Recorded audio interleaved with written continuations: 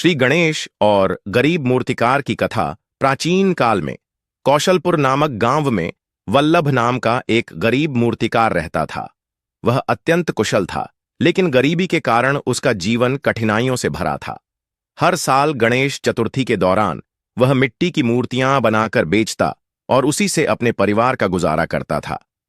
एक बार गणेश चतुर्थी से कुछ दिन पहले भारी बारिश के कारण उसकी सारी मूर्तियां खराब हो गईं।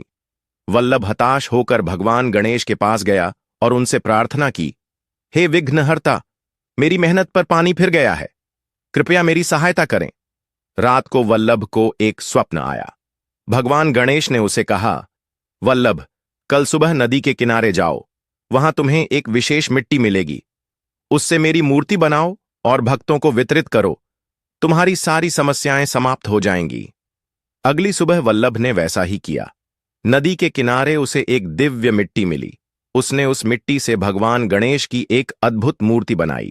मूर्ति इतनी सुंदर और दिव्य थी कि पूरे गांव में उसकी चर्चा होने लगी। लोग दूर दूर से वल्लभ की मूर्ति खरीदने आने लगे।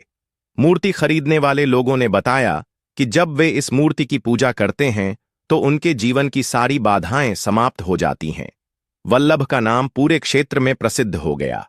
कुछ दिनों बाद भगवान गणेश स्वयं प्रकट हुए और वल्लभ से कहा, तुम्हारी भक्ति और मेहनत ने तुम्हें यह सफलता दी है। हमेशा विश्वास और निष्ठा के साथ काम करो। वल्लभ ने गणेश जी का आशीर्वाद लिया और अपने जीवन को उनकी सेवा और भक्ति में समर्पित कर दिया।